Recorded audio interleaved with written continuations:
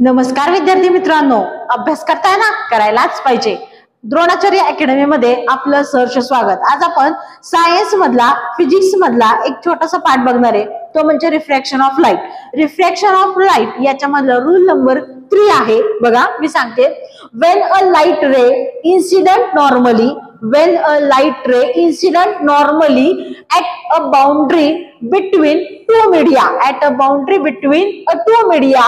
it does not change its direction and does not get reflected. म्हणजे काय बघा, जर समजा इन्सिडेंट रे हा एक दोन मीडिया मधून पास होतोय, म्हणजेच एअर मीडिया मधून जर ग्लास मीडिया मध्ये येत असेल आणि तो परपेंडिक्युलर असेल नॉर्मली, तर तो त्याची जी डायरेक्शन आहे त्याची डायरेक्शन म्हणजेच रिफ्लेक्टेड रेची जर डायरेक्शन ही चेंज होऊ शकत नाही. म्हणजे जर इन्सिडेंट रे हा जर स्ट्रेट येत असेल दुसऱ्या मीडियम मधून, तर रिफ्लेक्टेड रे हा सुद्धा त्याची डायरेक्शन चेंज करत नाही.